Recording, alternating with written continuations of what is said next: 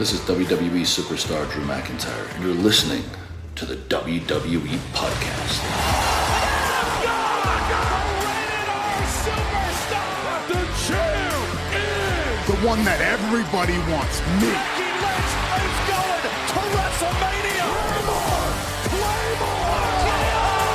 Austin 316 says I just whipped your ass. This is my idol.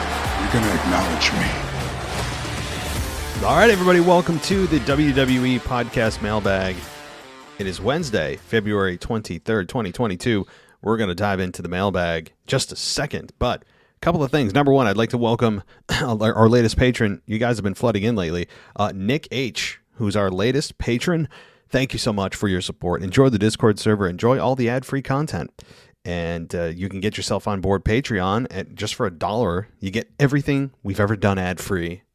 And you can head on over to patreon.com/WWE podcast and get yourself signed up for $1. Of course, there's higher tiers that provide more benefits. But, you know, you can start at $1 and get essentially everything you'd need, right? The other thing is our website is now live. Our totally refreshed, redone from the ground up website is now done. And I'd encourage you to check it out. WWEpodcast.com is now completely refreshed. And there's a new VIP area if you want to sign up. Right now, we are offering 50% off of our normal $3 entry into the VIP lounge, and you can enter that code. It's WrestleMania. That's the discount code that you enter when you sign up. Again, it's WrestleMania. It'll get you 50% off your first month, and then it's $3 a month after that. So what you get in there is it's ad-free content as well as video updates that will be coming as well. So and other things down the line. So I'd like to invite you to head on over there and join the VIP lounge, because these video updates are not even going to be on Patreon. They're going to be exclusive to the WWEpodcast.com VIPs. And again, that code is WrestleMania. That'll get you 50% off. All righty. Well, guys, let's jump into the mailbag. You guys pound me every week, and I just, I really wonder. I'm starting this at 9 o'clock at night on a Wednesday, Eastern's time. I do wonder when I'll end, because for you, maybe an hour, a couple hours will pass. For me, it could be a day. I mean, I'm going to try to rocket through this, guys, just for the sake of time and not getting this out late to you. So if it seems like I'm rushing the show, it's only to get the show out to you timely instead of splitting it between 2 days, delaying it. You guys love the show, but I also want to provide quality responses. So it's going to be a fine balancing act. So here we go. Let's see how this works. If it seems like I'm just rushing the show to be a bad host, it's really not my intent. It's to make sure that I get this out timely, which to me is very important. All right. Let's see what we got here. Let's start with Dennis. Dennis the Menace, I want to say. Man, I haven't said Dennis the Menace since I was like 12. That movie was at least the one that they did in like the late 90s. You guys remember that one? I don't remember the actors' names, but I remember the movie very vividly. And I don't know. Dennis the Menace was always a fun movie for me, and maybe it was the age. If I watched it now, I'm sure I'd find it really hokey. But all right. Anyway, sorry, Dennis. Mr. Dennis here. Let's dive into your message here. A great patron over there, and here's what he says. Weighing in at 160 pounds and hails from Mauston, Wisconsin. His name is Mr. Dennis, and I won't say your last name because I wasn't supposed to, so I'm not gonna. Mr. Dennis, on the road to WrestleMania. Yes, I have some things to talk about, and everyone's going to be quiet while I speak. Ooh, Dennis, first of all, are you taking notes from Owen? Are you turning heel on us? What's going on? Let's read on to find out. All right, so Dennis says, let's start with Roman Reigns. This streak he's on is coming to an end. Look at it, how he's holding the Universal title. He's held it for long enough. It's time for a different person to hold it. Same goes for the SmackDown Tag Team Champs. A run is a run, but these runs are too long, bro. Dennis, isn't that the point? I agree that if you're looking at this completely removed from the emotional part of this, if you're not invested in this product, and you're just this fan that tunes in to wrestling for the first time and says, you ask, somebody tells you, wow, they've been champion for how many months? How many years? In Roman's case, it's almost plural. You would think that, yeah, that's a super long run. They need to drop it. But when you dive into what wrestling is, you realize that sometimes long runs can be annoying for a good purpose. Not channel changing, yawn inducing, but for the purpose of actually creating additional heel heat and wanting to see somebody knock them off the perch. The longer it goes, the more frustrated you get as a fan. Isn't that the purpose? Isn't that the purpose, Dennis? So, I mean, of course, if it's channel changing heat and you're totally over it, you're actually just annoyed. You don't even care if they lose it at this point. You don't even want to watch it anymore. That's different. There's a difference. People will say there's no difference in heel heat. If you get annoyed, it's annoyed. No, when you don't even want to watch the product anymore, then you've checked out. So that's always the line that I draw when people try to make that argument. Mr. Casual Wrestling Fan makes that argument to me all the time. When I say that, I can't stand it, it's childish, it's this and that, and I say it's channel changing heat, and he's like, but isn't that the point? Isn't that heel inducing heat? Isn't that what you're supposed to feel? Not when I want to tune out of the product and not contribute to the product anymore. When I don't want to be a part of what I'm watching and I just want to watch something else, that's the difference. WWE doesn't want you to tune out. They want you to be invested enough to see somebody beat their ass. That's the difference. So, yes, Dennis, it is too long. Isn't that the point? Okay, so you continue and you say, come on, when you get up to 500 plus for holding the Universal Gold and over 200 for the SmackDown Tag Team Championships, that's where Dennis comes in and starts to rant about it. Speaking yourself in the third person, I like it. I think you've turned heel officially, Dennis. Look at the others, WWE and Creative. Just doesn't want other wrestlers to have the gold. I think there's a lot of talent in the back that Creative would want them to hold those belts. I'm putting my foot down, Matt. Also on Discord, Mr. Casual Wrestling Fan was asking for anyone he knew of amount of the ticket for each one of each night. Oh, I see what you're meaning. So how much is each ticket for each night of WrestleMania? I don't know. That's a good question. I mean, I'm sure a simple Ticketmaster.com search would answer that. I really don't know. I also don't know if they're selling the tickets separately or if it's one ticket's good for 2 nights. I don't know. I'd be very disgusted at WWE if they have the same ticket price they would have if there was only a single night, but then they charge you for 2 nights for that same price. I can't imagine that's the case. If they do charge you separately, you would think that the price would be cut in half. So, okay, you can decide to choose night 1 and not night 2. I don't know, Dennis. So anybody can go out and do a simple search on Ticketmaster, and that'll give you the answer. I don't know offhand, Dennis. He said he was only so many miles away, and Mr. Dennis says that watch where you put your words and not your money. I have changed, and I'm liking and will do a finisher called the Mike Check Mauston. I'm probably saying your city wrong there, Dennis. Mike Check Mauston or Mouston Plunge. As you can tell, I'm now a changed character. Talk with you next week, Matt. Yeah, thanks, Dennis, for turning heel on all of us. And you now have a finish, and you're telling everyone to shut up. This is good stuff. Yeah. You and Owen should team up. Now we got to find a babyface team to go against you guys. So thanks, Dennis. Randy. I didn't forget about you, brother. You're right here. Let's get right to your email. And another great patron. And he's known as Randy the Patron, ironically. So Lita and Becky was a great match. I enjoyed it so much. I absolutely started thinking who she can wrestle again if she does, because she still has it. I would love to see her and Charlotte go at it. Who would you like to see her go against? So if Lita continues her run, Charlotte would be a good opponent. I don't hate that. I feel like they already did this. Didn't in a tag team match of sorts. It wasn't one-on-one. But it's been a while. It's been a hot minute, as the kids say. So I wouldn't mind Charlotte. I also would like Sasha Banks. I think Sasha Banks would be a hell of a matchup as well. And if Sasha comes out of hiding, Sasha has the most bizarre career of all time in WWE. She goes, yes, there's ebbs and flows to everyone's character and everyone's storyline. People take a backseat, then they're the main event, then they go through kind of a cycling where they're in a program seemingly for 6 months, and then they're back to the main event, and then it's just cycle, right? But Sasha Banks, her career goes to such extremes. I have no idea what is really going on with Sasha Banks, with Mercedes. I don't. We're left here to speculate. And I know this wasn't your question, Randy. See, I'm answering a question that you didn't even ask. That's how selfish I am. But, I wanted to talk about Sasha Banks because I haven't talked about her because she hasn't really been on TV.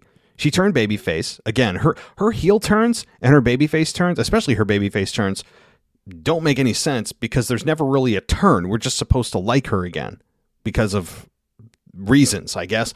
But Sasha Banks, it's weird. She goes from the top of the mountain, like main eventing WrestleMania last year with Bianca Belair, one of the greatest main events for the women of all time. And then she goes into obscurity, gets injured, comes back. She's kind of in the main event. Then she disappears and she's gone. And then she doesn't show up for like the Rumble. And then what the hell is going on with Sasha Banks? She's got the most, if someone was to like pin out a timeline of Sasha Banks' last just 3 years of her career, and the month or day that she left, the day she returned, what they did with her during those times, it has got to be the most extreme graph of all time. I cannot figure out why or what's going on with Sasha Banks. There must be something going on, obviously, or the fans aren't privy to. On a personal level and professional level, I don't know what that is. Injuries, yes, have played a part throughout her career, but there's more. There's got to be more. Anyway, back to your question, Randy, not mine. So Sasha Banks would be one. Next, although I thought for a second Alexa was going to win the Chamber, I was glad that it was Belair. She deserves it. But do you think they're going to let her win again? If so, what do they do with Becky after that? I don't know. Randy, that's right now. Okay, if the match was tomorrow in Dallas, I would say Becky retains. I actually would like to see Becky retain. I think there's interest in that. Yes, having her lose at WrestleMania, gaining the championship at WrestleMania, or defending it at WrestleMania 35, and retaining it again at WrestleMania 38. Again, there's an hour and a half, a year and a half of her being absent with having a baby. But that said, I would say tomorrow, if it was tomorrow, Becky Lynch wins. I want to see what the follow-up is. I want to see the next 6 weeks of television and to see how they build it. How are they building it? Is there any sort of maybe heel turn from Bianca coming? What's happening here? Because with this just coming in cold, I don't know. I would still say Becky retains, but there is certainly something to be said for Bianca being the only woman to main event WrestleMania twice and win the belt twice and win both championships. So she does have that stat. So maybe I'm talking myself out of it. All right. Well, Randy, when we get closer to WrestleMania, we'll talk a little more. It's tough right now. As far as the March 5th event at MSG, they're going to make a great card. They are going to make that a great card every year now to get ratings. But if it's a house show, I don't know what they're going to do to make it live. Yeah. So I don't know either. Maybe they do have kind of maybe they just call it a special live event from Madison Square Garden. I could see them it's not really a premium live event or a pay-per-view. It's just a special live event. I could see that being the case. But if not, this is the first time they've ever advertised a house show on television. I know it's MSG, but geez. So if anything, they'll call it a special live event. Maybe that's what they do. All right. Last, I enjoyed the Dolph and Ciampa match a lot. I think it's awesome they're doing that with NXT. Same question I asked the casual family, I ask you. Do you think they will do more of NXT and WWE going up and down, or is it because they have no storyline? That's it for this week. Got off late from work and passed out. Yeah, Randy, I hear you. I'm half awake on this microphone right now. I'm not even kidding. Like my eyes just shut by accident when I was talking a few minutes ago. But you guys can't see me. That's the beauty of it. I can just do these ridiculous things and you don't know. But Randy, so here's what I think about NXT. they have not shown me on a consistent basis that they are taking NXT seriously to consistently be on the quote-unquote main roster story at all. It seems as if they do it when it's out of convenience, that there's no real rivalry between NXT and the other brands. There should be really no rivalry between any of them because they're all WWE. But to me, they have not shown historical evidence that would support them on a consistent basis, having them do more NXT and WWE. It is out of convenience. It's going to be once in a while, and when they want to. It's not going to be an ongoing thing. And more often than not, it is a one-way street for NXT to come to the main roster. Yes, we've seen AJ Styles. We've seen Dolph Ziggler. Hell, we had Finn Balor go to NXT for an extended period. But Finn Balor was an exception in terms of that length of time going the other way, where we had AJ and Dolph kind of step in for a cup of coffee and leave. That's going to be more the thing, where when they need a ratings boost, when they want, bring in a star that they know could work really well with anybody. AJ and Dolph, my God, they could work with anybody. They could work with, a broomstick, as they say. And so that's what I think. Anyway, long answer short, it's going to be out of convenience. It's going to be very sporadic. And at this time, there's no reason to believe, and nothing has shown me over the last 5 or 6 or 7 or 8 years, that there's going to be a consistent kind of fun rivalry going on between them or an invasion of any kind. No, I don't think so. So, all right. Thanks, Randy. Much appreciated. And I think, let's see, I know DJ, we've got DJ, but I want to make sure that I didn't miss anybody here. Let's see here. I don't think I did. You guys are pretty light on Patreon this week, and I kind of appreciate it. I was hoping for a quick show tonight, guys. I'm not going to lie to you. Not that I don't love this, but when you live on 2 hours of sleep a night, it really wears on you. Okay.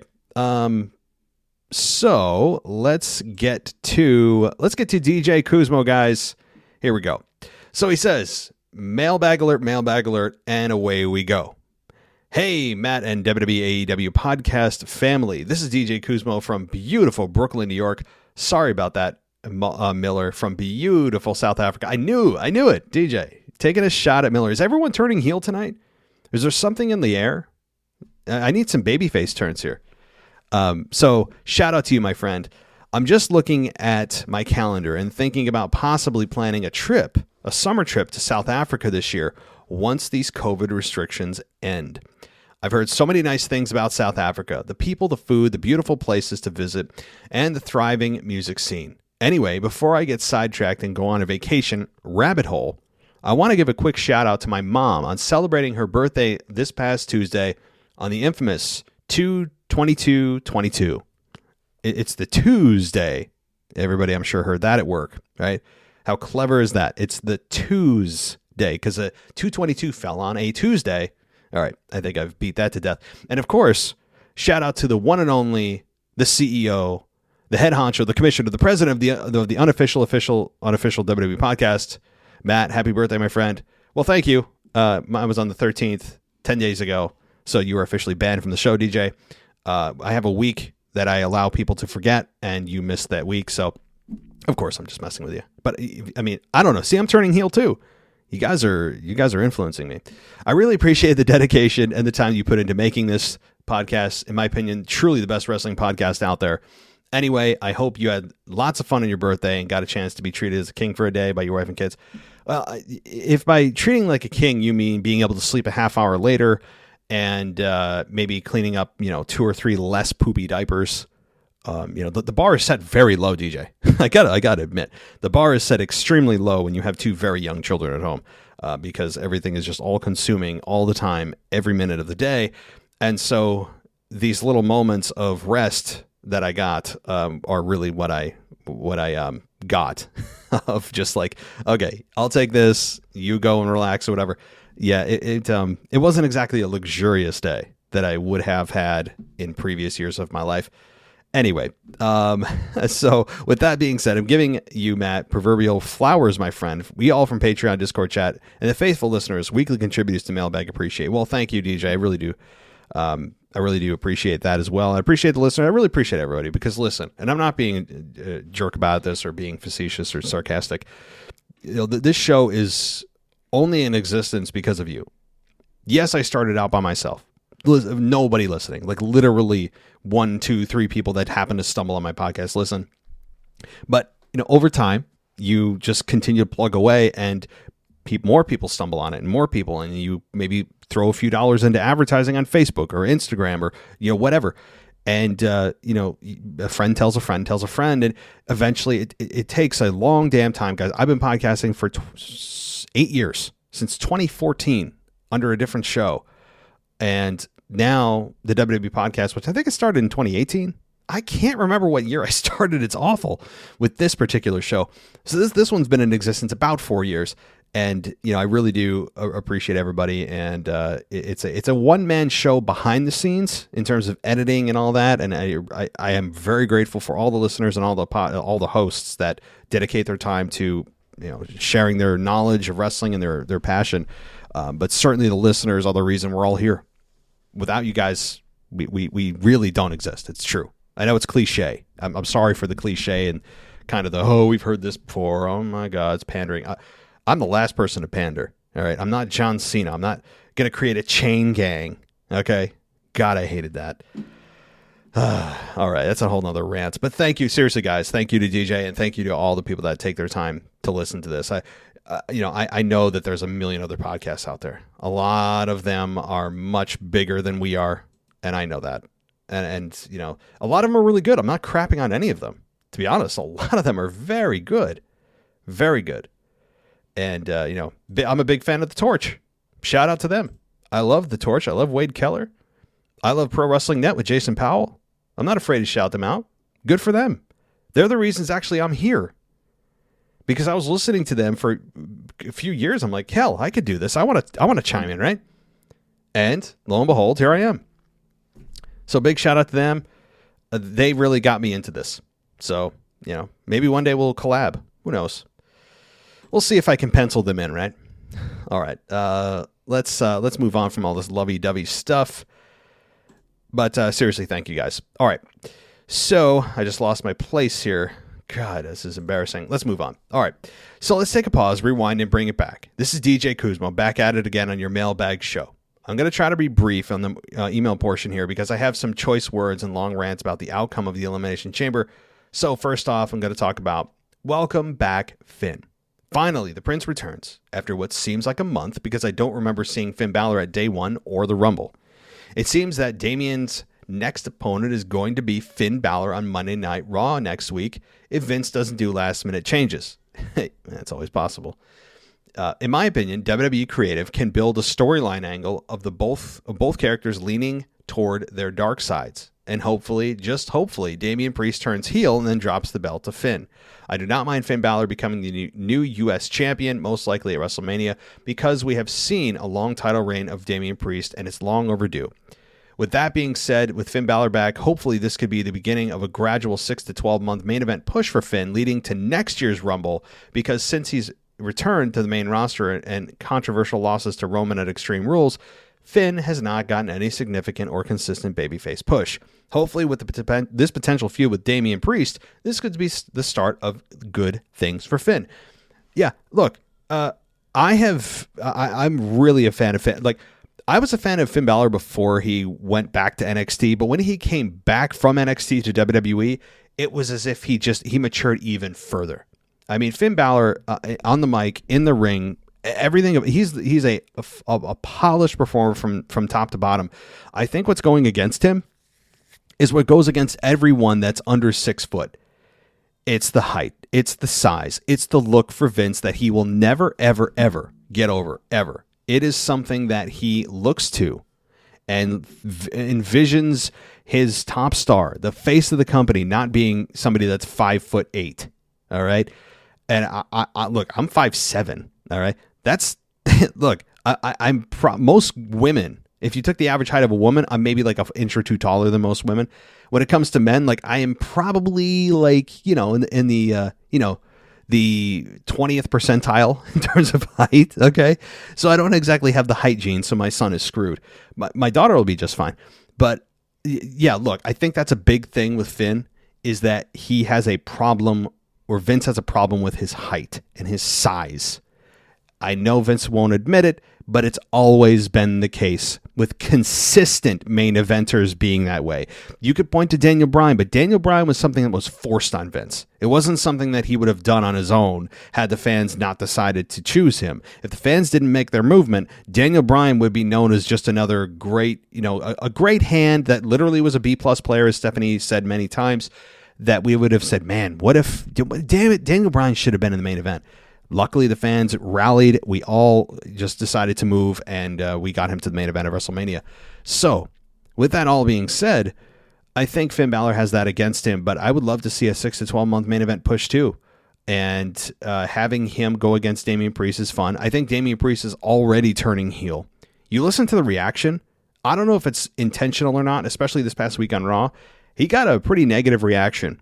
And I think that the fans are just kind of gravitating away from him. They, for one reason or another, maybe they're just a little tired of him being U.S. champion. They don't know a whole lot about him. He is a bit condescending.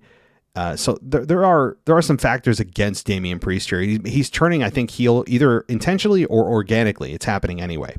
All right, the Rhea push is coming is the next topic that you have here in your email there, DJ, and you say that Rhea has so far had a good start to this year. She had a good showing in the Women's Rumble until she got eliminated by Charlotte Flair. She and Nikki Trash, good one, I like that, DJ, officially broke up on Monday Night Raw, which is, in my opinion, so long overdue. It's about damn time. Goodbye, Nikki Trash. Then, this past Saturday at the Women's Chamber match, Rhea once again had a good showing. She eliminated Nikki, then progressed into the match and reached the Final Four. And then Bianca eliminated Rhea with the KOD to win the Chamber. Despite those losses, don't you see the slow upward climb for Rhea Ripley her push? It's great to see the gradual upward progression for Rhea Ripley, because last year, in 2021, she got that main event push so quickly to face Asuka for the women's title at WrestleMania. And when Rhea won the title, she continued her title reign. It felt underwhelming because it wasn't an organic push. It felt forced. You can make the case that Becky and Charlotte were not there in time for last year's WrestleMania as the reason for the forced push for Rhea to win the title. Anyway, when Rhea dropped the title to returning Charlotte Flair, her push finally came to an end, and then a couple of months later, she was put into a tag team with Nikki Trash. Anyway, fast forward back to this year. Now that Rhea is no longer in a tag team with Nikki, and it seems like her feud with Nikki came to an end this past Monday night, I'm looking forward to seeing who Rhea's next opponent will be. It would be awesome to see Rhea versus Doudrop. Both are powerhouses, and both have similar upper body strength. You could even make the case for Rhea in a triple threat against Becky Lynch and Bianca. Okay, so I'm going to pause there, DJ. I've made that case as well for the triple threat for several weeks now. I'm not saying that I thought of the idea at first. I'm agreeing with you that this is a potential match for Rhea Ripley at WrestleMania, and I hope it happens.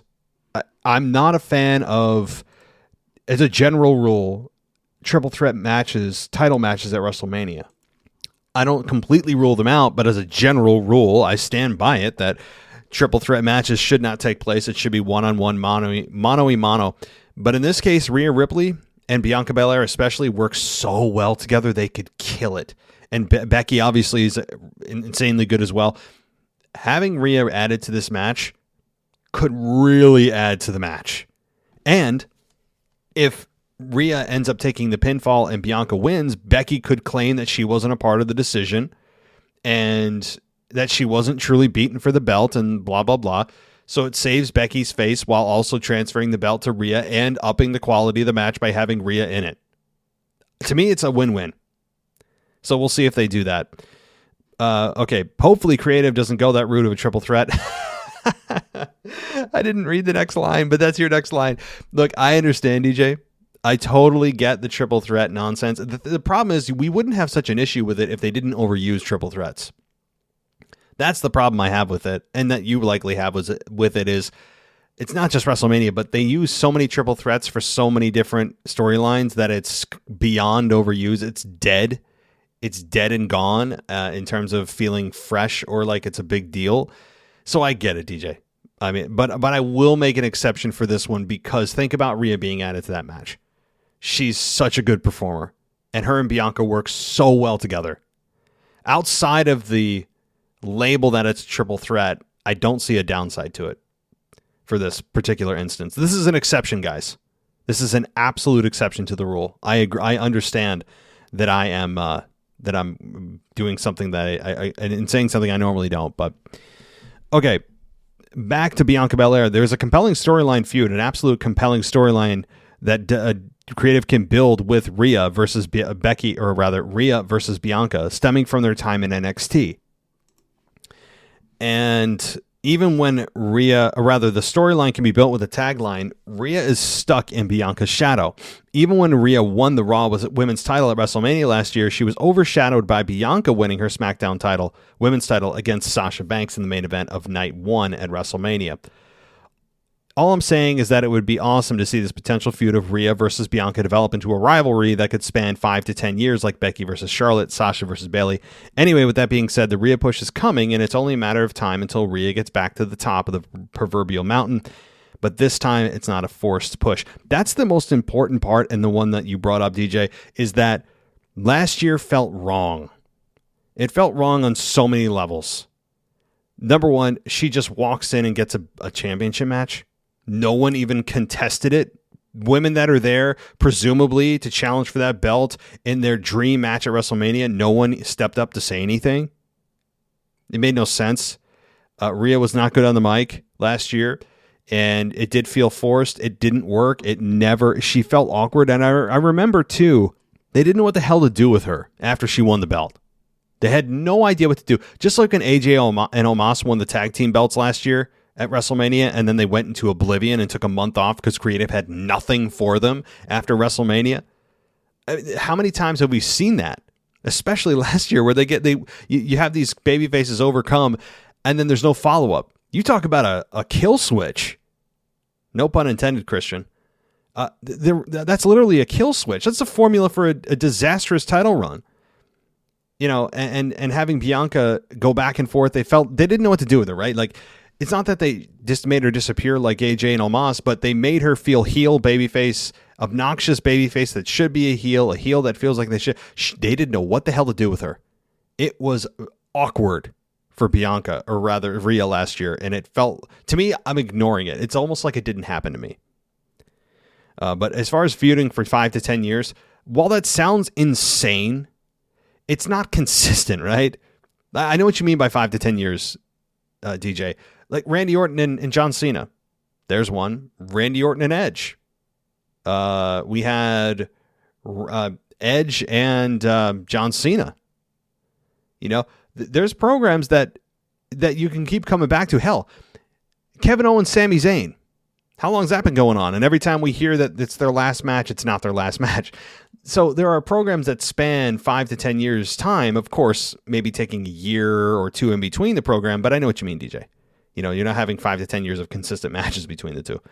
Okay, I was nice on this end of the mailbag, but my infamous voice recording, I blew off steam from the outcome finale of the finale of the Elimination Chamber, PLE, the PLE. I'm not going back, and I'm ready to let it rip. I'm not holding back. Happy birthday, Matt Peace. Thanks, DJ. I'll get to your voicemail in a minute. So yeah, I'm just, instead of a pay-per-view, I know that the acronym for Premium Live Event is PLE, so I'm just going to call it the PLE. I don't think that's going to catch on. Those of you that we used to watch Friends, I'm actually a big Friends fan. I know that's the most unoriginal thing to say of all time, but I literally have seen every episode probably 5 times. It's crazy. And I haven't watched Friends in a while, but when I did, I was on a binge of it for one of those long periods of time. Same with The Office. I love The Office, Parks and Rec. All the things that are really uninteresting, and it's like, oh, yeah, everyone loves that, right? I understand, like Breaking Bad, all right? I'm not very interested in Game of Thrones. All these things I love, of which I'm about as interesting as, 100 other million people that have seen these shows. But my point is, with the Friends thing, my Friends reference was, I'm going to call it a PLE, because in one of the episodes early on in the Friends series, somebody asks Phoebe if she has a plan for her life, and she's like, I don't even have a PLE, right? I don't know. And those of you that are Friends aficionados will appreciate that. Those of you that aren't are like, what the hell is he talking about? All right. So thanks, DJ. We'll get to your interesting voicemail. I'm interested to hear what that has to be in just 1 second. Let's see if we have any other emails from our patrons, and I don't think we do. I think that is the end of the patrons' emails. So I know we have a couple of regular emails that the common folk, as I insult my listeners, that we're going to get to. So let's get to Shane. So Shane writes in, and he says, actually, him and I might debate about The Miz in an upcoming episode, but here's what Shane says. Hey, Aussie Bogan here again, even though Shane is his name. I don't know. Anyway, we have an email from an Australian, either Shane or Aussie Bogan. If you refer to me as my name, it's all good. Doesn't really bother me. It's up to you. Well, I refer to you as both. Okay, I've got both of your names. I got all bases covered. Okay, so here it is. I wanted to get your opinion on Randy Orton and what you think his legacy will be when he finally hangs up his boots, and your opinion. I may be biased on this, as Orton is hands down my favorite wrestler. I've watched WWE most of my life. I love The Rock and Austin as a young kid. Went through my typical Cena stage when it hit about 2009. I was in high school around the time I saw Orton in his prime, and he's been my favorite ever since. I agree with JBL when they say if you build a WWE superstar from the ground up, that's what he should look like. He has the look, the cool finish, and when booked properly is a badass. But this brings me to my issue with Orton that isn't ever really discussed when you talk about Cena's, Rock's, Batistas, and Lesnar's. That's a shame, because unlike Cena and Rock and Batista and Orton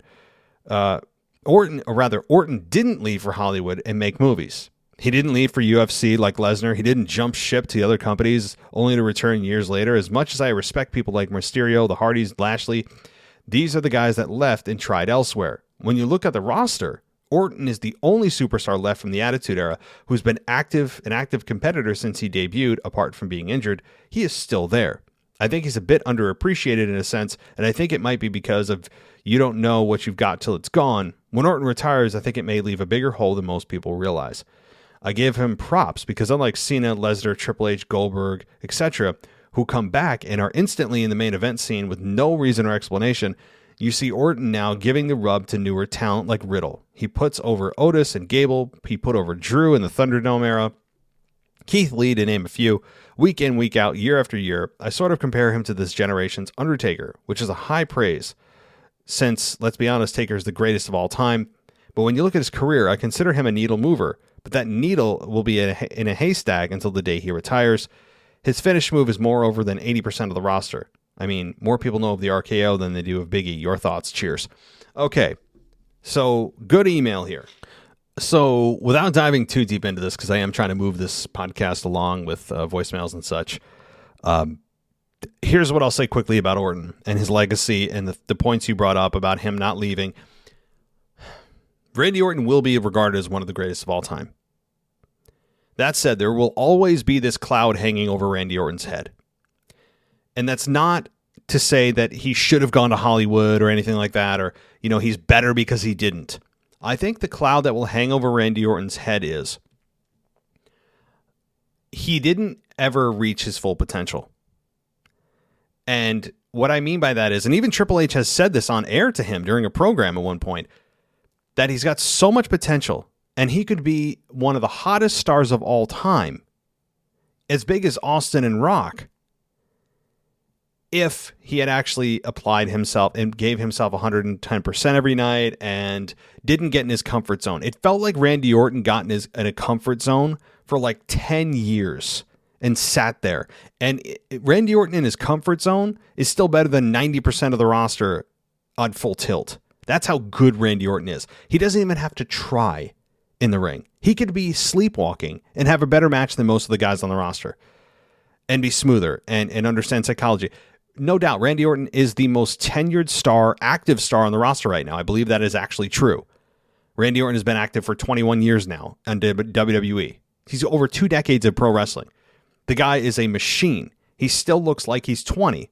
He's aged very well.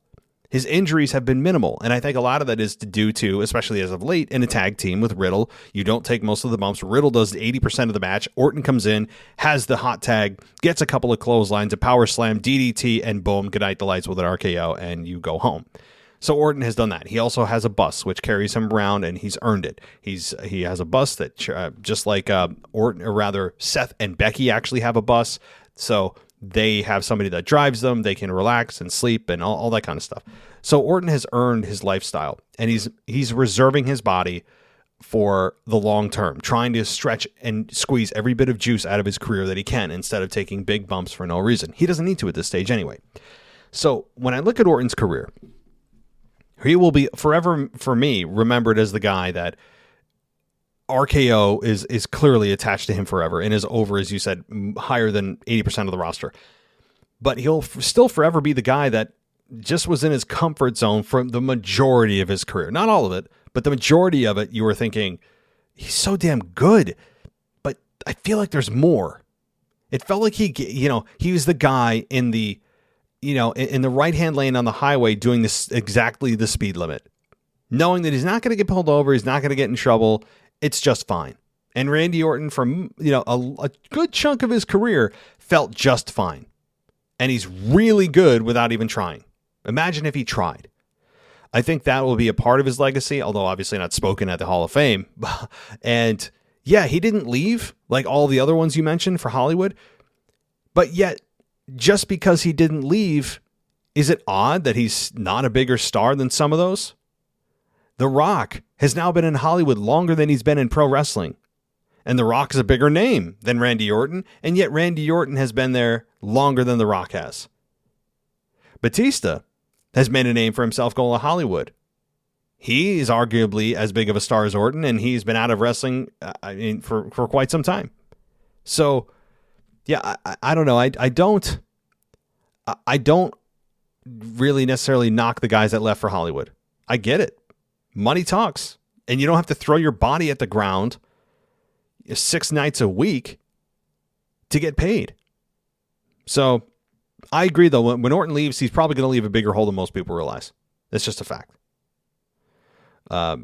There's no doubt. I mean, you also say that unlike Cena, Lesnar, and Triple H and Goldberg, who came back and are instantly main event with no reason or explanation, you see Orton giving the rub to newer talent. Yeah, well, he should. Just as any talent should. Any older talent should. AJ Styles is doing it. Roman Reigns is now doing it. A lot of the guys that are still there should do it and do it. That's something that's expected.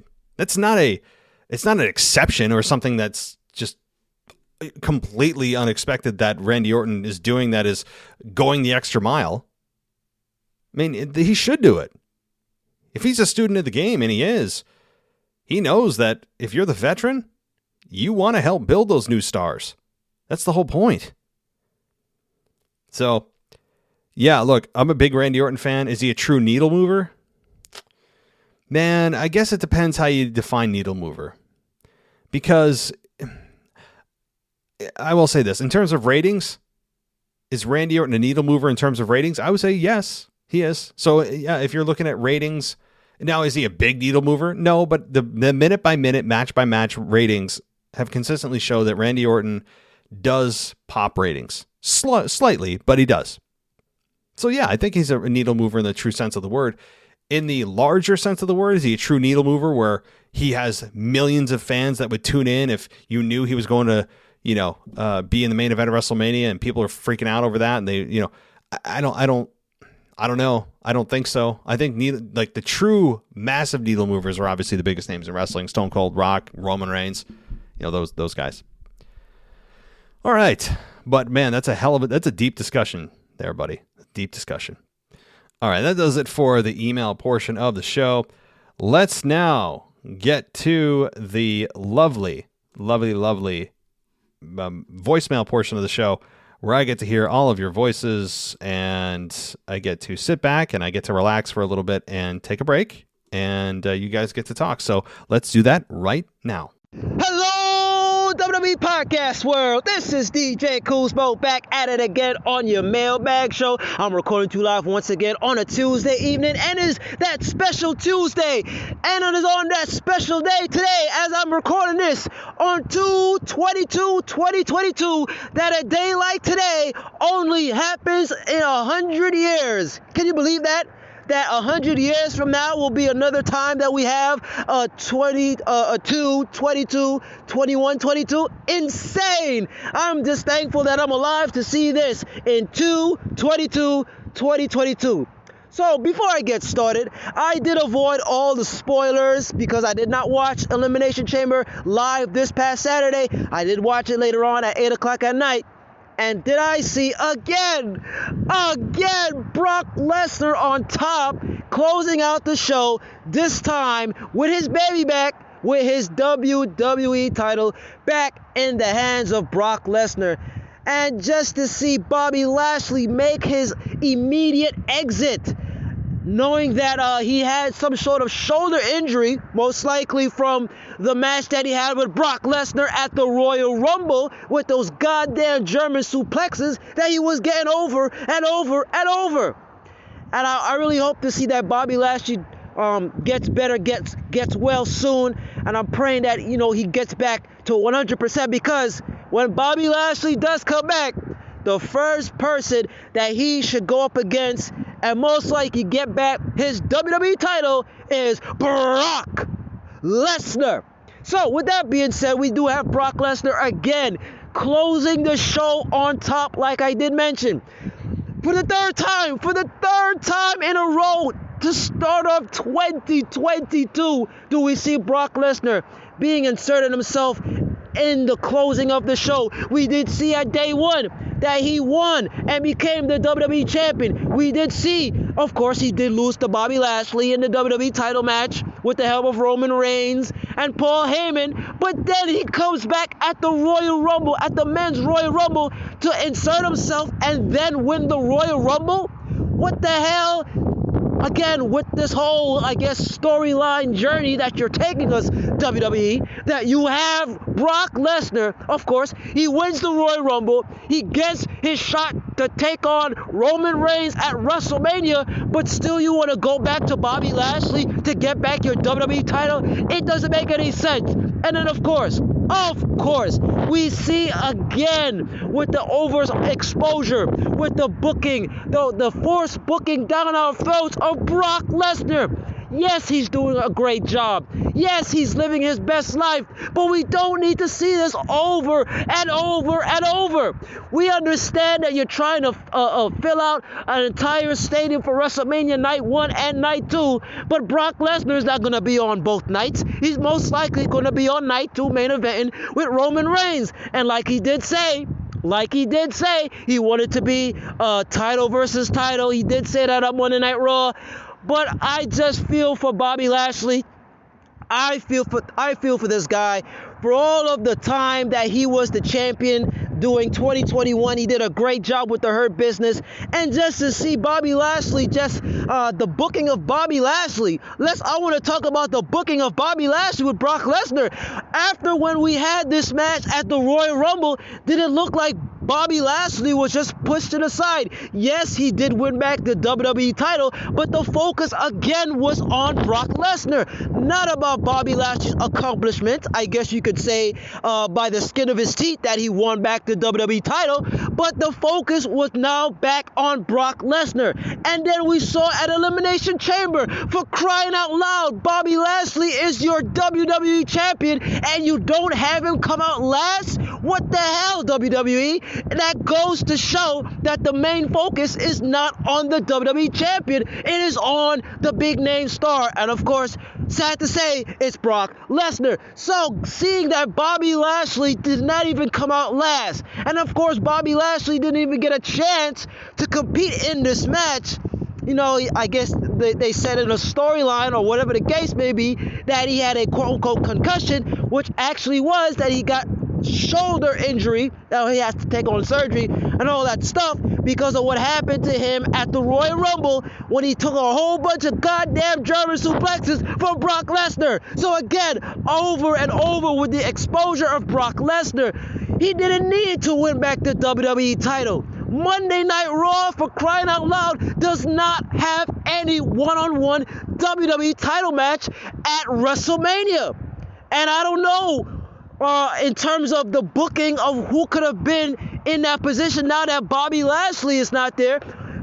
I don't know who could have been in that position if Brock Lesnar did not win this match, or if Brock Lesnar was not involved in this match. Yes, you could have had Seth Rollins. Yes, there's a possibility you could make a case for AJ Styles.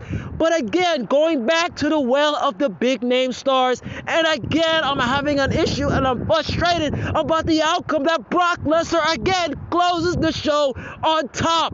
You don't need to be involved in a title versus title match. Second of all, after the poor booking of Bobby Lashley, making him look like a transitional champion, having the title for 3 weeks, and Bobby Lashley was injured. My second point that I want to make about why I'm frustrated about Brock Lesnar winning the WWE title again is the issue of building stars.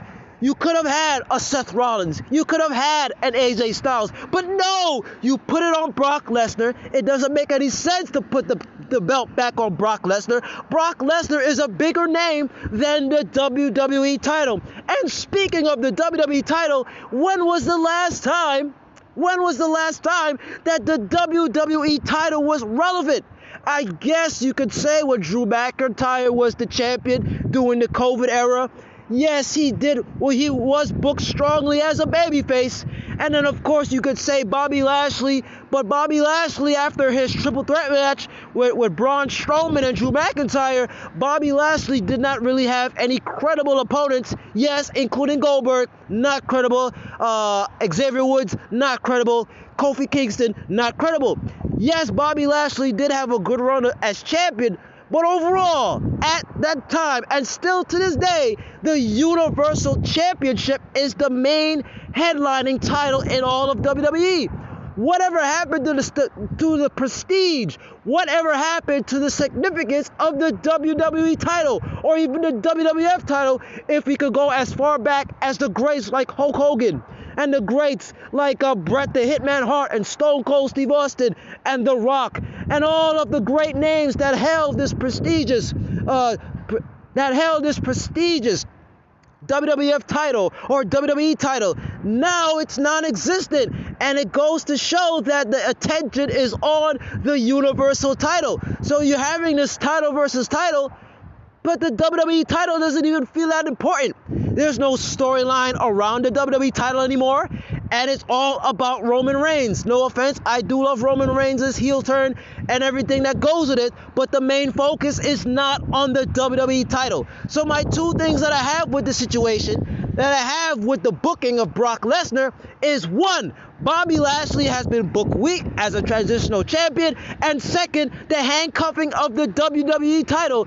Monday Night Raw, like I did said, does not have a one-on-one match at WrestleMania. Brock Lesnar has the title. He's going up against Roman Reigns in I guess you could say a winner-take-all. Is this going to be like a Becky Lynch or Becky Two Belts? And yes, in the past, Brock Lesnar and Roman Reigns did have WrestleMania matchups. They did have, I believe, 2 other prior WrestleMania matchups, and this seems like, I hope to God, that this is the final time that we get to see a Brock Lesnar and Roman Reigns match as the way to close off this, I guess you could say, chapter between the two. So with that being said, guys, I am very pissed off about the outcome of this, but everything else was solid. All of the women did a great job in this Elimination Chamber. The Elimination Chamber match for the women was great. Bianca Belair definitely deserves to win that. Rhea Ripley did have a good showing, but just my frustration of the booking of Brock Lesnar again closing the show on top. Now, Brock Lesnar did mention last night on Monday Night Raw, before I close off, he did mention that there's going to be a house show, a special house show coming at Madison Square Garden. So I don't know if Bobby Lashley will be able to make it, because it is slated that Bobby Lashley was going to take on Brock Lesnar for the WWE title at Madison Square Garden. but it seems like Bobby Lashley might not be able to compete. So my question is, who will be next in line to take on Brock Lesnar? And most likely, it doesn't seem that there's going to be a title change between Brock Lesnar. There's not going to be a title change for Roman Reigns because he even has a title match at Madison Square Garden. I believe it's March 5th. But anyway, I hope you all have a blessed week. I know this past outcome, this past finale of Elimination Chamber is a head scratcher, but hopefully as we go along the road to WrestleMania, things will start to make sense, and hopefully Roman Reigns will win both belts, and I don't know what they're going to do with the WWE title. It's a case to be made on that. But I hope you all have a blessed week, and I'll talk to y'all next time.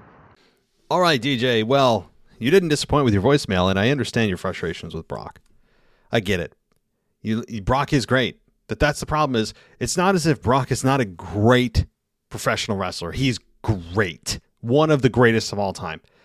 Love him or hate him, it's really indisputable that he is one of the greatest of all time. Some people even have him on the Mount Rushmore of wrestling. I don't, but there's an argument to be made for him to be.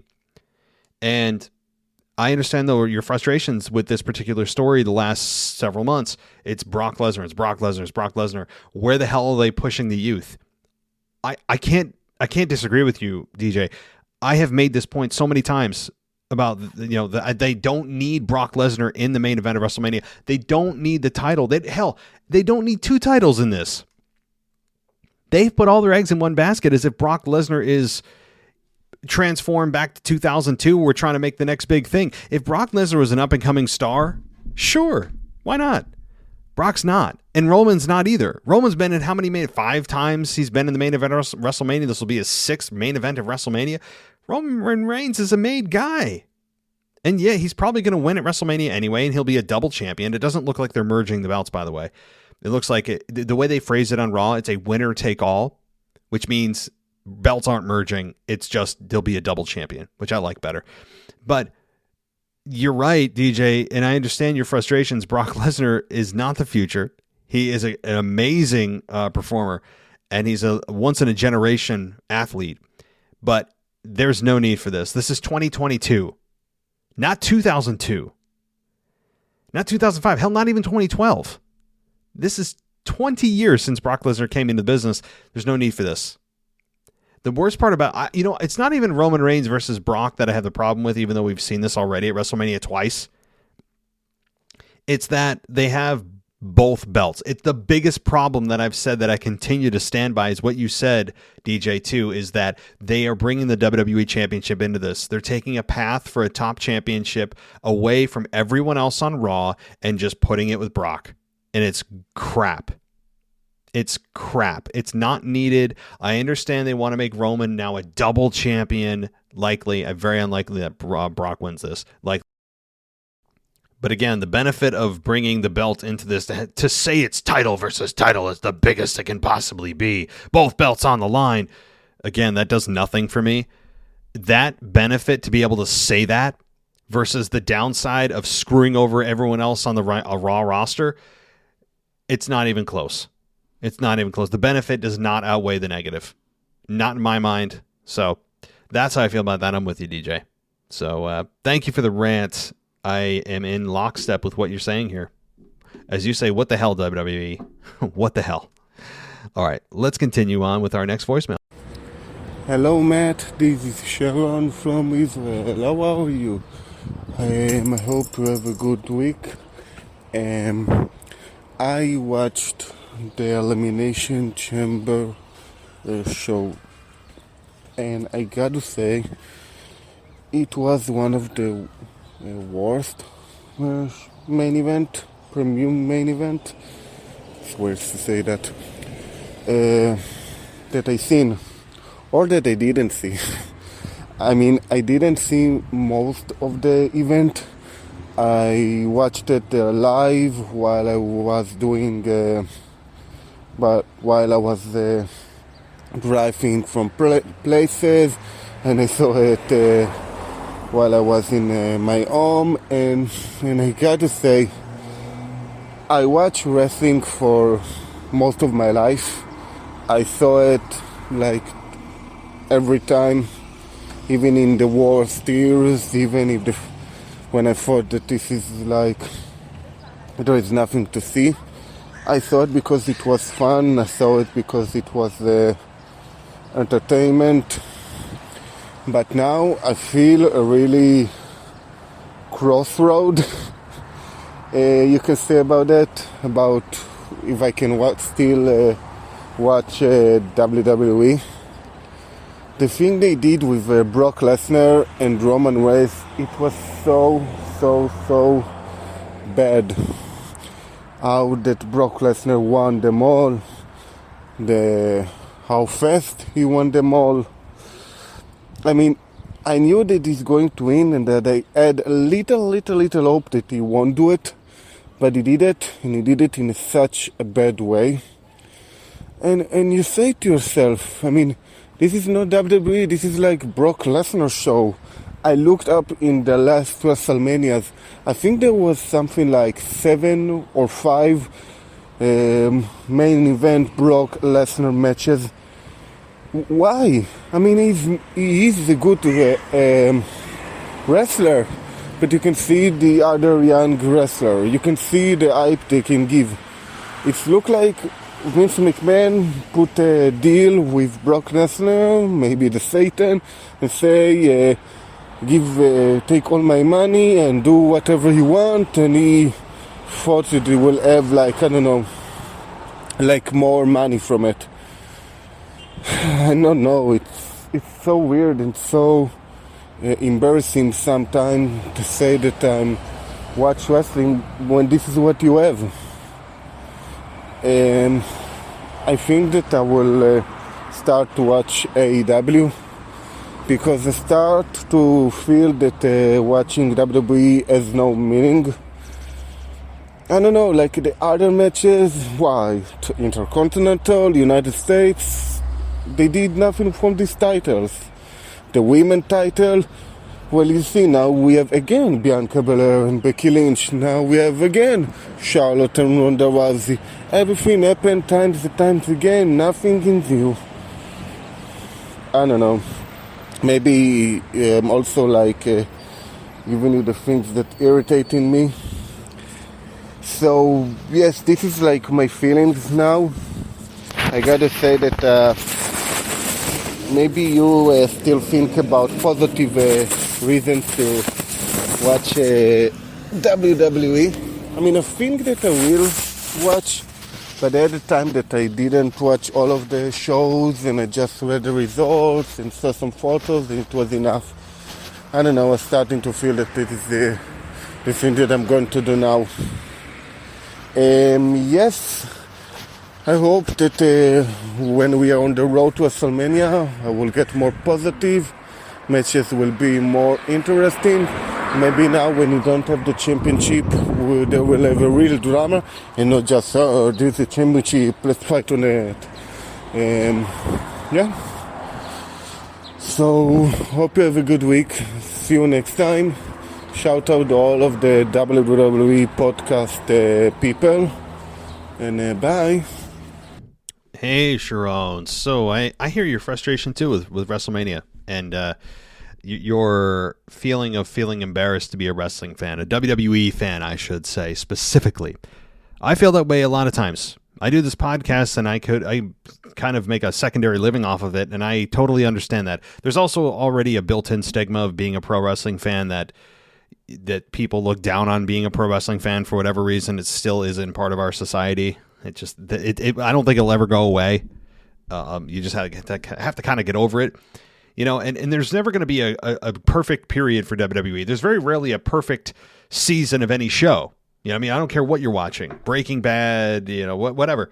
Any of those even great shows, there very rarely are perfect episodes or perfect seasons. It doesn't exist. So this could just be a bit of a downtime for WWE, according to what you like and don't. But here's what I'll say. While you could defect over to AEW, and I don't blame you, I would say this. This is the most important time of WWE's entire year. This is WrestleMania season. They've got 5 weeks now left, about 5 weeks until WrestleMania. Give it through WrestleMania. give them through WrestleMania, give them another 5 weeks, see what they do, see what the payoffs are, and then make your judgment of whether or not you want to go to AEW. Because if they can't put their best foot forward and sell you through WrestleMania season, then yeah, I would head out, right? So I'm not defending WWE. I don't get paid to defend them. I get nothing from them other than saying that I understand the frustration with booking at times, and especially everything's the Brock Lesnar show. It's Brock Lesnar, it's Brock Lesnar, it's Brock Lesnar. And you can even hear the fans at Elimination Chamber not happy with this decision. And it really may end up biting WWE in the backside, because I think the fans are a little bit fed up with already Brock Lesnar sucking in the WWE Championship to this match that had no business even being a title match. And Brock Lesnar wins the Rumble and then gets a Universal Championship match, and then he's WWE Champion. And he also takes the opportunity away from people that could have a title match at WrestleMania. There's a lot going into this that the fans could turn on this match, which would be more fun. I hope the fans turn on this match. I do. But give it through WrestleMania, Sharon. That's what I'll say. Alrighty. Thank you, buddy, and I hope to hear from you next week. Always great to hear from you. So that means we are now into our voicemails for the week, and let's see what we got here. We're gonna go. How many we got? Okay, we've got a few. So we've got we've got three from Brad. So let's see what Brad has to say this. Hey, Matt, it's Brad in New York. I'm just listening to your podcast, Post-Elimination Chamber, and great as always, but I'm listening to you say about how the booking is poor because of the Brock victory, and I totally understand the way you feel, or why you feel that way. Bobby's being taken out, I don't think, though, was as cowardly as you say, because right after the match, I read that Bobby was legitimately hurt, not by the in-ring move that Rollins did when he threw Austin Theory through the glass, but that he actually had a legitimate shoulder injury right after the Royal Rumble that basically made it impossible for him to wrestle, and that we're not going to see Bobby Lashley wrestle until he gets shoulder surgery and all this stuff, so he's going to be out 4 months, and he had to drop the belt.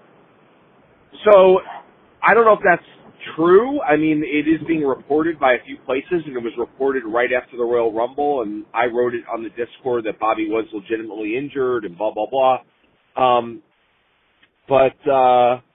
Yeah, I think that's why they did it that way. The one thing that I really thought they were going to do, though, if they knew that they were going to take Bobby out of the match, was replace him with someone else. And if you remember, when Bobby's number came up before Brock broke out of the glass to come in, Riddle was down doing his Randy Orton imitation, and he had just done the Randy Orton move where he holds their feet on the ropes and drops them both on their head, whatever. I really thought that Randy was going to come into that match. And I'm surprised they didn't replace someone in that match. At the very least, it would have been a good way to create tension between Riddle and Randy in that match. Like, is he going to go after me? What's going to happen? Even if they didn't officially break them up right then and there. Just something to think about, but great show as always. Thanks. Bye. Matt, it's Brad. Just wanted to finish up one other thought. Now, I think the problem, just listening to your Post-Elimination Chamber podcast again, I think the problem is if Roman wins both belts, which I guess is what we expect, and it will be cool, but when Roman wins both belts, I think it'll be a real notch in his cap and a feather in his cap, as they say.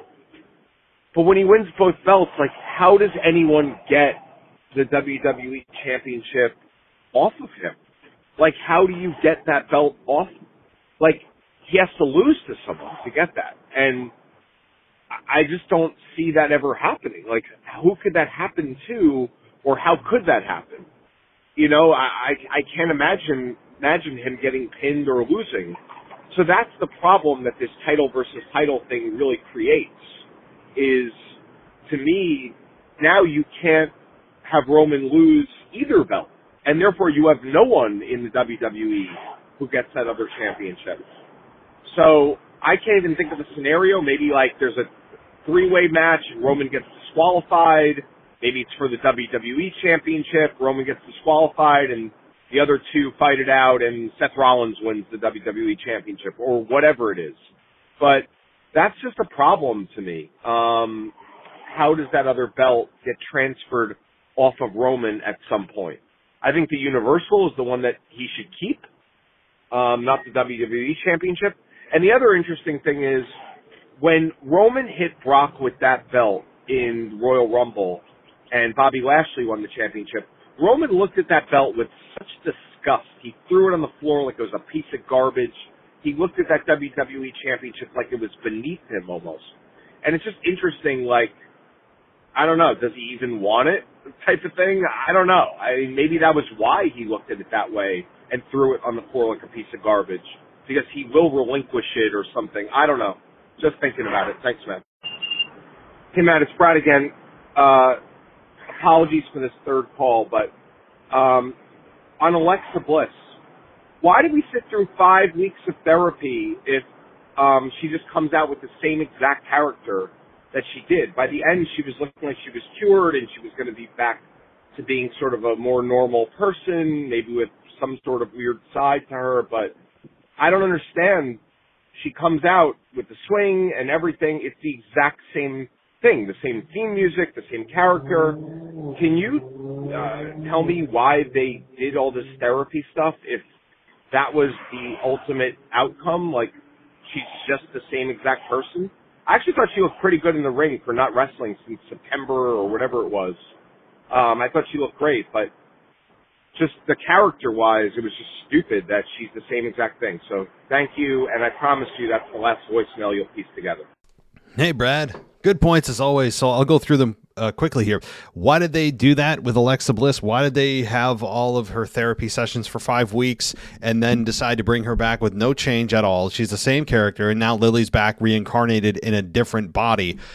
Well, I think the answer is very simple. They needed their entertainment-y part of sports entertainment on the show. There was never any intent to change her character, even though we saw hints of it, and she dressed a little different. She was acting a little bit different, not completely, but you saw hints of, okay, maybe it's kind of the Alexa Bliss that we knew before, showing through what's going to happen, and it's just her back on her swing. Maybe we'll get another playground, episode next week. She needs to get the hell off of backstage.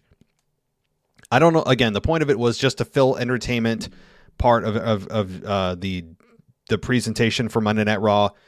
I think that's the biggest part. Is, well, we can't have all wrestling. Damn it, we need the entertainment part of it. That's, I think, a big part of that is that. And then Alexa Bliss is great. Look, Alexa Bliss, even if you don't like the character, at least you can respect the fact that she's all in. Yes, the character may not be the favorite of a lot of people, and the fact that it didn't change doesn't help, but she's all in. That's the one thing you can hang your hat on and show respect for her for. But yeah, I don't know. There's nothing different. Nothing different. That was frustrating. Okay, your other points quickly. I get your scenario in which, because we all believe Roman Reigns is going to win the belt, so he's going to be a double champion at WrestleMania. So let's go with that assumption. The problem with your triple threat example is that if he gets eliminated from a triple threat, unless it's an elimination match, which even then actually wouldn't help, but if he gets disqualified from a triple threat, the problem is there's no such thing as a disqualification in a triple threat, because every triple threat by default is no DQ. I don't make the rules on that. I think it's a stupid rule, one that should not exist, but it's one that does, and therefore, unfortunately, you can't do it that way. The only way you could do it is if Roman Reigns is involved in a triple threat, loses the belt, and he's not involved in the decision. Say Roman Reigns is on the outside, he's quote-unquote injured, and somebody else pins somebody else for the WWE title, and Roman isn't the one to take the pinfall. That's how you could move forward. That's how you do it. So a triple threat is possible, for sure. And actually, I think it's likely, but he's not the one getting pinned or submitted. So he could always claim that he wasn't the one to lose it. That's what I think will happen. But who does it? Who is even capable? Brother, your guess is as good as mine. He has run through everybody on the roster. So what are they going to start doing? Just recycling again? Start at the beginning and go through everybody again? Or do they decide to bring The Rock back? I don't. Or do they bring people up from NXT? Does Cody Rhodes come back? You know, all these things. I think Cody Rhodes is going to link up with Edge at WrestleMania. I think they're the two who are going to be facing one another at WrestleMania. I don't know the beef between them, but Cody Rhodes will come up with something. So that is that's what I believe about that. And yeah, I understand. Initially, I did call the booking on Bobby Lashley at Elimination Chamber cowardly, and I did, and I stand by that. But that was before I saw that they had the injury actually be legitimate. So, of course, I didn't do my homework before, and I thought it was, a legitimate injury. But I said there was that 1% that maybe if it's not, I respect it, and he should be taken out of the match. But I thought at the time that it was just a way to get him out of the match without having him lose the belt himself. So I think that, obviously I detract my statement because he is actually injured. So, yes. Thanks, Brad. Let's continue on. Hey, it's Kyle from Baltimore. So after watching the Chamber, I was very disappointed, honestly, because it's, to me, when it comes to, I love Bianca Belair, right? I think Bianca's great, but the whole reason why she's doing the match with Becky Lynch is really just because of riding on Ronda, what happened at SummerSlam. Is really, that's what everyone has been talking about throughout this entire feud in a lot of ways. That's where it was born off of. Had that never happened, they will just want to do the match at WrestleMania just because for what other reason, That's the only reason why they're doing the match. It's going to be a great match. Looking forward to it. I'm fans of both women. More so Becky because I watched her longer than Bianca. I think that's always a disadvantage when it comes to Bianca Belair or even Rhea Ripley. If it is Sasha, Becky, Alexa, they're all three of them my top favorite no matter what. So when it comes to Bianca and Rhea, they're like second favorite anyway. That's my point with that. It's just they're doing the match because of riding on Ronda would have it at SummerSlam. It's not really a good enough story with this match, but it is better as a match perspective than Charlotte and Ronda, I feel like. And when it comes to Roman Reigns and Brock Lesnar, I can care less about this. I can care less. Look, Roman Reigns is doing the best work all he wants to, but like I said before, he kind of bores me because he has no one credible for him to face on SmackDown. Now, it's not his fault.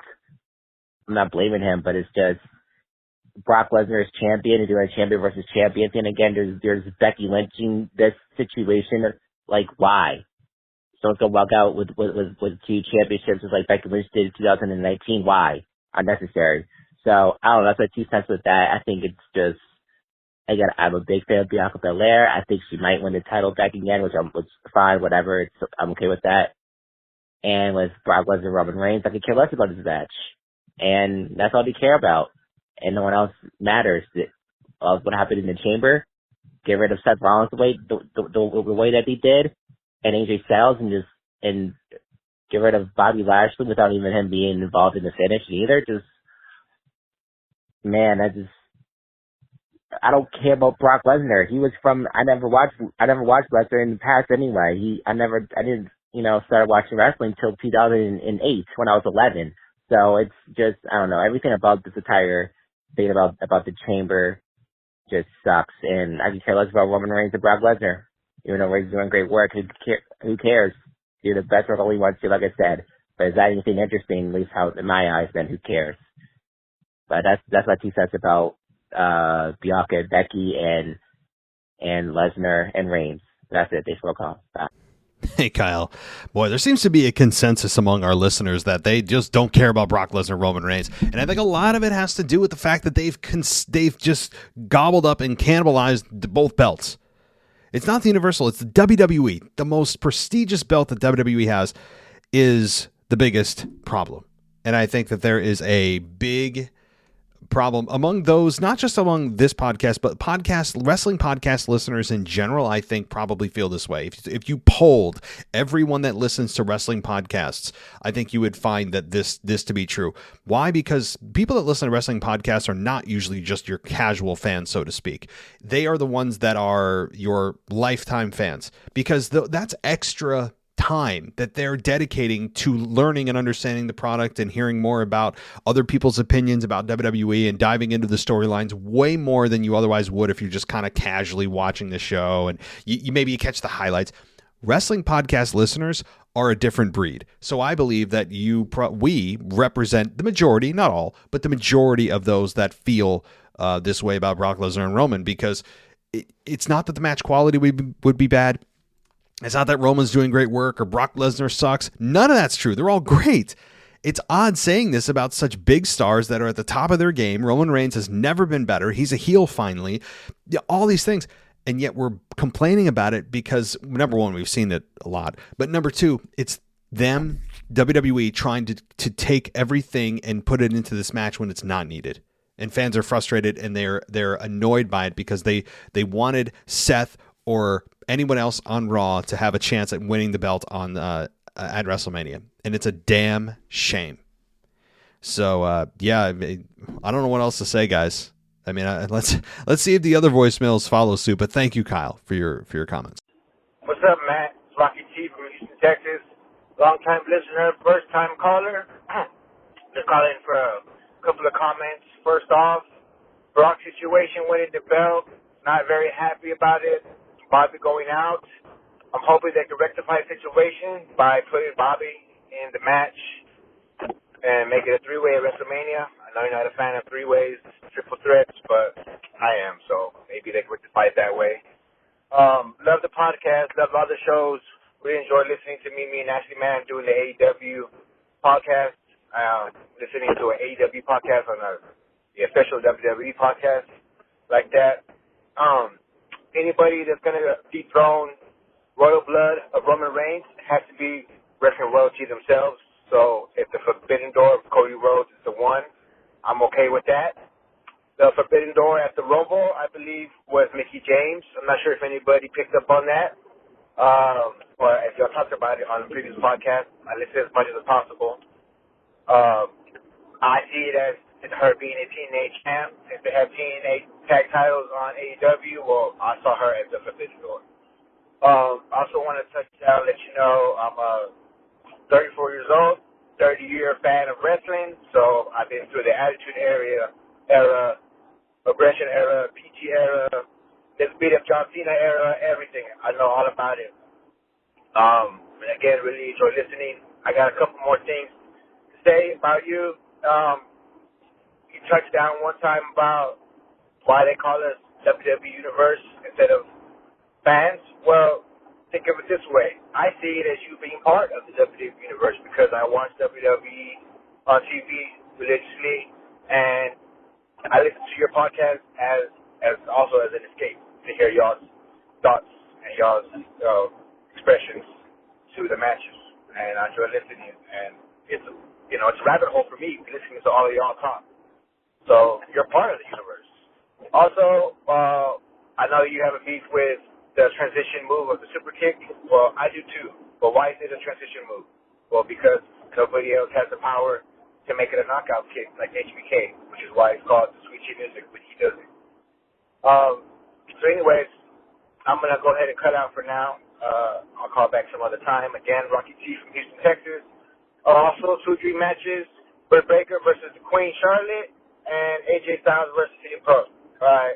I'll listen next week. Thanks. So, Rocky G from Texas, 34 years old. You've been watching wrestling for 30 years. So, at 4 years old, you were sitting in front of the TV watching wrestling. Those are some good parents right there. I mean, that's my plan with my son, right? Like, he's already kind of caught me watching wrestling. He's like, Daddy, what's that? And, my wife's not really on board for that yet because she feels that it's still a little too violent for him. And we'll see about that. I may just plop him right in front of the TV on Monday Night Raw and just say, watch this, son. You're going to do this one day and pay our bills. But no, that's really cool. I appreciate you listening for so long, and you called in for the first time, which, by the way, if you guys want to contribute, those of you out there that want to throw your 2 cents in it on a weekly basis, call in. That number is 518-952-0247. So you can join Rocky. So, hey, listen. So, the super kick thing. Yeah, look, I understand that when HBK does it, apparently he's stronger than everybody else. I mean, that's a little bit implausible. I would argue that he's probably no stronger than Dolph Ziggler, who does it, or the Usos who do it. I'll just roll with maybe HBK has a sweet spot on the chin that's a knockout shot, and everybody else has been doing it wrong all these years. Fine.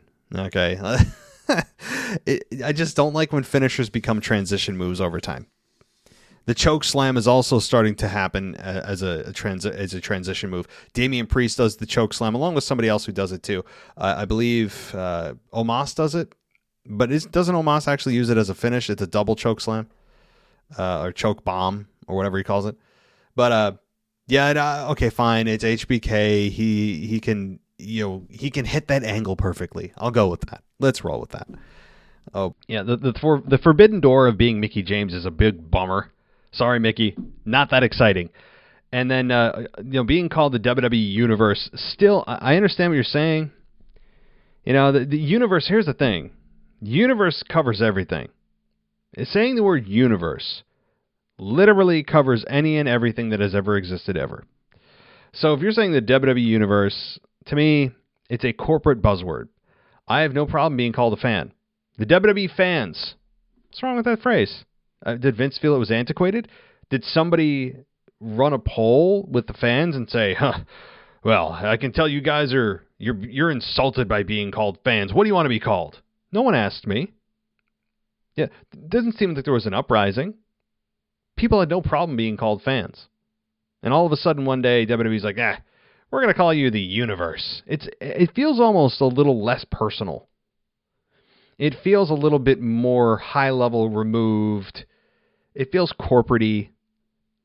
I'm not a fan of it. I understand what you're saying.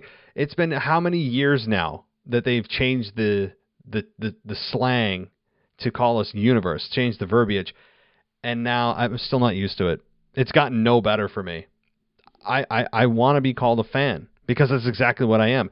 The universe takes us back even further. It doesn't describe, okay, you're part of the universe. Well, what does that mean exactly? What part of the universe? What are you doing in the universe? It's just a little bit more, I guess, dehumanizing to be called the part of the WWE universe. It also doesn't sound cool. That's me. I don't like the phrasing at all. It's not getting better for me. But thank you so much, buddy. I appreciate you calling for the first time. And hey, you want to make this a weekly thing? More power to you, and I hope you do. All right. Let's continue on with these wonderful voicemails. Only a few left, and then we'll say goodnight. So here we go. Hey, Matt. This is Elias again. So I just have a short thing to say this time. For WrestleMania between Brock Lesnar and Roman Reigns, DQ finish. It's going to be a disqualification. It's just going to be a DQ finish. That's how they're going to keep the championship separate. They're going to have it be a DQ finish, and that way Brock and Roman will both get to keep their championships. And that's how they're going to save their hides. That's how WWE is going to save themselves, with a DQ finish. It's going to be a DQ finish. Trust me. Okay. Bye. Elia, so I love your thinking. I want this to happen.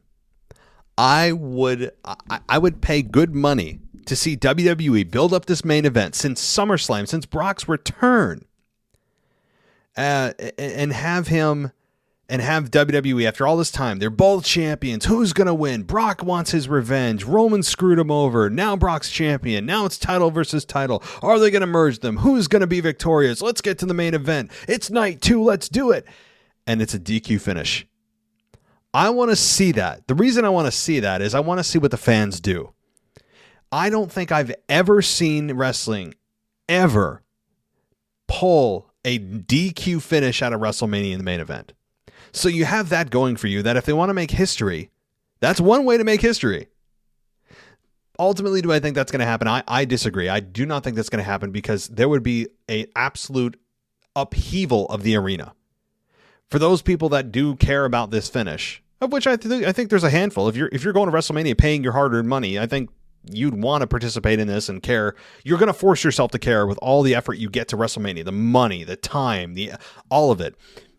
You're going to want to care about this outcome. So I want to see what the fans do.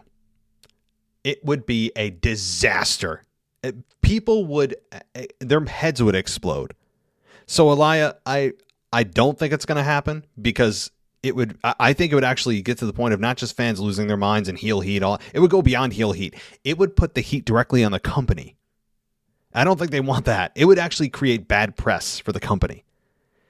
So that's the reason I don't think they'll do it, because it would go beyond heel heat and protecting the championships and keeping them separate. They're going to keep them separate anyway. They're just going to put the two belts on one person. They're not merging the championships from what I understand. But boy, oh boy, Elia, I really want to see this now. Now it's in my mind that imagine the reaction and just pan to the crowd and get like individual people's faces like of reactions when this happens. It would be like the Undertaker's streak being broken at WrestleMania 30. Like, remember the faces people were making? Like the guy in the front row who had glasses on, his eyes were going to pop out of his head. That kind of stuff. And then people boo and realize what happened. And then, oh my gosh. All right. Now I'm getting excited for that. But thank you, buddy, for calling in. And hopefully we'll hear from you next week. All right. Let's get to our final two voicemails. Let's go. Hey, everybody. This is Memphis Mark calling you from Mullet Manor here. And how about the nice new cowboy Brock Lesnar? The kindler, gentler. The shaking hands, kissing babies. Really nice guy. I don't know. It's I was sitting in a room with a few other people that actually are a variance of ages from in their 20s all the way up to me being dirt. And they kind of, the opinion kind of varies. A lot of people are really liking this new Brock, and it's to keep him around and to keep him, as far as these have been a ton of shows he's been on. I mean, normally he would just drop in and make an appearance, sign the contract for 6 appearances in a year, but it seems he's kind of enjoying himself too. So I don't know. I'm not understanding Damian Priest. The crowd kind of turned on him. When he was trying to do his promo. I didn't think his promo was bad. I just don't know. When he's speaking, they haven't given him the right storyline yet or done anything with him like that. Kind of surprising. But anyway, was going through that the other day, did say something kind of funny. Road Dogg is really putting up a lot of his T-shirt sales now, trying to get some of that money back he's missing since he's been separated from the WWE for a short while, I'm sure. But anyway, guys, have a great day. I will have to say, AEW, WWE, if I was wondering where they are, just look over your shoulder because they're coming up fast. Guys, have a great one, and spay and neuter. And Matt, get some sleep. Memphis Mark, one of our favorites. How you doing, buddy? Hope all is well down there in Mullet Manor. And this new Brock. Very quickly, if you guys heard this show, this is not going to be a new opinion. I haven't changed my opinion about Brock since he returned. If I was to choose between the old Brock look and mannerisms and this Brock, I would choose the old Brock every day of the week. Doesn't mean I hate this version of Brock. I don't think it's heel inducing for the most part. I don't think it's channel changing. I don't despise it. This isn't Miz and Morrison for me. It's just not my preference. That's all. It's not bad. I don't think it's damaging to Brock. And I understand he's trying to show us a different side of him. I knew that was the case, clearly. We all did. And Brock said that on the Pat McAfee show, the infamous interview he did that has over 2 million views now on the Pat McAfee show. That's just on YouTube. I don't know what the other download numbers are. I'm sure it's well over 5 million if you were to cumulatively look at them all. But I think that, this Brock Lesnar with the ponytail and the cowboy hat, and now he came out this past week with like a Christmas sweater on, it looked like. It's not my Brock. I know he's a kindler, gentler Brock, and he is showing us a different side of him, but to me, it's just, it's not my thing. It's okay to, Not my thing. Now, the thing is, when he's in the ring, all bets are off. He's still that same Brock. That's cool. So regardless of what he shows us when he's, in character, on the mic, doing his thing, promo-wise, when he gets into the ring in a match, he's still the old Brock Lesnar. That's what matters to me the most. So that's what I think about it. The crowd turned on Damian. Yeah, I mentioned that earlier too, and they did. And I think it's because they're frustrated with where he's going. They're kind of annoyed by his character, not understanding it. Where this Damian darkness came from, that was never explained. The promo wasn't bad, you're right. But I think the crowd also is recognizing, as you said, that they haven't given him anything to do. They've given him jack, what to do. There's been nothing solid that he's done since he was with Bad Bunny last year.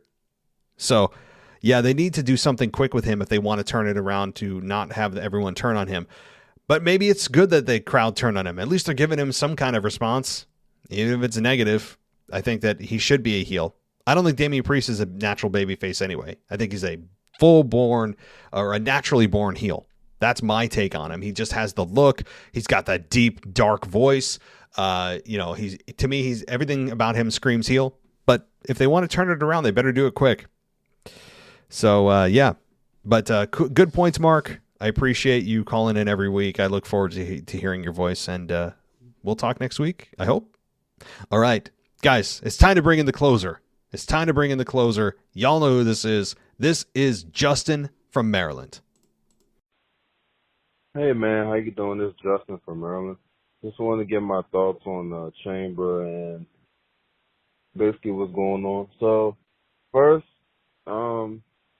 the men's Chamber, I was definitely disappointed.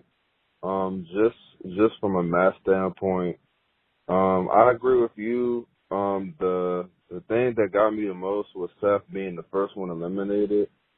They've been building him up for years. The crowd's definitely into him, and he just gets pins with 1 at 5. I kind of had a feeling that Brock was going to win, but I felt like, it would be a more competitive match.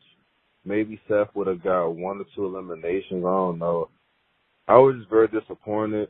And basically what I feared happened. So we got that winner-take-all match at Mania. I fully expect Reigns to win. I don't think Brock's going to win because Brock's not full-time. So definitely feel like Roman's going to win. I'm not really interested in this whole tag team title situation with Seth and KO. I guess it's fine if they win, but Seth has had like 5 different tag teams, which he won champions with: Dean Ambrose, Jason Jordan, Braun Strowman, and Buddy Murphy. So I'm not really excited for this. I don't think that they'll win. I think it's possible, but I think Alpha Academy will retain, but I'm not sure. I definitely love Seth. I said before, he's my number 2 to Reigns. He definitely needs a single championship very soon. I'm not sure where they're going with this whole double title thing. I guess they're going to let Reigns hold it until like SummerSlam. But hopefully Seth is the guy to take one of the belts off of Roman. Either Seth or Drew at SummerSlam. But, yeah, it's just disappointing how Seth is just not being booked right. Like this is probably his best character ever, and they just need to put a title on him. So I guess we'll just have to wait and see. I definitely enjoyed the women's chamber match more. I wanted I wanted Alexa to win, but hey, Bianca and Belair, Bianca and Becky, I guess you can just give Belair her second title run, give her that moment, and then, hey, maybe Alexa Bliss take the title off her, or Rhea Ripley down the line. So, I think that's it. I enjoy Reigns winning. I love Reigns. I definitely, hey, it's Justin from Maryland again. I was just saying that, I enjoy Reigns winning. He's definitely doing great work, and, looking forward to his run continuing through this year. I definitely see that we're getting Corbin and McIntyre at Mania. I don't think anyone wants to see that, but there's really no one that he can face. The SmackDown roster is so weak. So there's really no one that McIntyre can face. I guess they're going to go with Corbin being a big threat because he's undefeated since he's been Happy Corbin. You know, no one's kicked out of End of Days. So I feel like at WrestleMania, we're going to get a good match. Probably Corbin hit the End of Days, Drew will kick out, get a big pop out of that, and then he'll hit a Claymore, boom. So I guess we're just going to, I don't know, I guess WWE just putting all their basket in Reigns right now. I'm sorry, all their eggs in one basket with Reigns right now. So it looks like he'll be double champion and then till like SummerSlam, and then he'll probably drop one of the belts. So that's it, man. Looking forward to SmackDown this week and everything else coming up. Oh, another thing, this whole Brock Lesnar title match at MSG, I don't know why they're saying it's going to be Bobby Lashley when they already said he's going to be out for 4 months. So that didn't even make sense to me. So I don't know who Bobby's going to face at MSG. It would be really great if it was Seth Rollins. Roman Reigns can screw Brock out of that, and Seth could be champion, but that's just wishful thinking that's probably not going to happen. Like I said, I think Seth's going to win the belt sometime prior to summer or something. So I don't know who Brock could face, but yeah, that's it, man. Sorry for the long message. I just had a lot to get off my chest. I was disappointed in Elimination Chamber, and but I'm looking forward to WrestleMania. You know, always looking forward to that. So yeah, that's it, man. Looking forward to your responses. I'll talk to you next week. Justin. Yeah, so let's go through your points. As always, great points to bring up here. As far as the competitiveness of the Chamber, I agree. Now, not only did Brock Lesnar win, I think make a lot of people sour. And you can even hear the people in Saudi Arabia who, you never know what they're going to do, cheer and boo. Generally, they followed most of what the United States fans would cheer and boo for, but sometimes they do wacky stuff. Like if Mansoor is there, he's, a god among men. When he's in the United States, he's just another enhancement talent. But yeah, so the competitiveness of the Chamber was, to me, one of the biggest issues too, beyond Brock Lesnar actually winning and capturing the belt to get into the main event unnecessarily, is that he just dispatched some of the guys that they've been doing great work with easily. It was such a message from WWE that Brock Lesnar is so far ahead of everyone else, it's not even close, which is really a bad message to send, because Seth Rollins is doing career work and he gets dispatched with one F5, as you said. AJ, boom, gone. Austin Theory, obviously, was the final competitor before with Brock Lesnar. But, Riddle, boom, gone. So all these guys that they've done a great job building up over the last 6 months are all destroyed in a moment's notice with an F5. I agree. The tag titles with KO and Seth.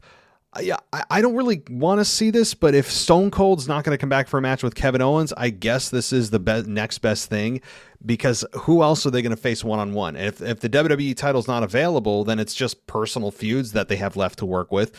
So with Kevin Owens and Seth, if they win the tag belts, which I actually don't think they will either, Kevin Owens keeps railing on Texas, so Stone Cold's coming in somewhere, even if it's not for a match, and KO will end up eating a stunner. There's no question about it, even if it's not on a match or not.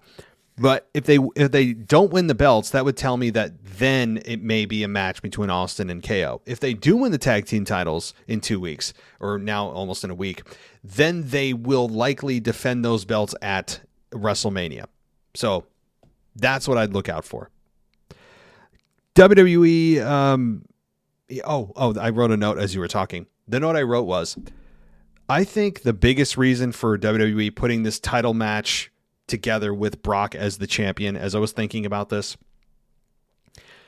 one of the biggest benefits of this, while it doesn't make sense and Brock doesn't need it and this match doesn't need it, this program doesn't need it, I think the biggest reason is it gives a whole nother roster that Roman Reigns can work with. It's having the brand split and not having the brand split. Roman Reigns, WWE knows that he has run through the entire SmackDown roster. And if they don't give him the WWE Championship, he can't access the WWE Raw roster to work with. It's like a whole new fresh set of guys. Rollins is on there. They have unfinished business, as you said. Rollins could be the one to take the WWE title off of him. There are guys on the Randy Orton working with Roman Reigns. Yes, they worked at last year's Survivor Series, but no one remembers that. And yes, Drew McIntyre's on SmackDown. They haven't got to him yet. So there are a few big names out there, and it gives WWE a lot of flexibility with Roman's opponents because they know they're running thin on the number of people that he can work with. Big names especially, and people that are actually worthy of that championship match. So I think the biggest reason is to put it on him is to allow WWE a whole new roster that he could work with while still working it within the brand split because he's a double champion. So that's the biggest reason. So, alrighty. Thank you, Justin. A great way to close out as always. Appreciate hearing from you, and I'll be interested in hearing what your thoughts are next week because we'll be a week closer to WrestleMania. We're about 5 weeks out here now, so thank you, everybody, for listening. I appreciate it. We're closing in on an hour and 45 minutes here, and I do appreciate everybody for taking the time to call in. You can also email us at mailbag@wwepodcast.com. Call in 518-952-0247. And consider going ad-free on Apple Podcasts, which has a subscribe button. We have a Patreon page that people have been joining left and right lately that has a Discord server. You can chat with all the other patrons anytime you want about wrestling. It's really fun during live events, and everything ad-free. Or on our website, wwepodcast.com, you can go VIP. There's a Go VIP button right there. You click join, and right now I'm running a promotion, 50% off the first month. That's 50% off of a normal $3 month. It's now just $1.50. You get ad-free content that started a few days ago. I don't have the whole library in there right now. Just a few days worth of ad-free content, but exclusive video content is coming soon. It'll just be like, 30-second to a minute, maybe 2-minute videos on things that I'm going to be talking about that you won't see anywhere else, including Patreon. So this is going to be exclusive to our website.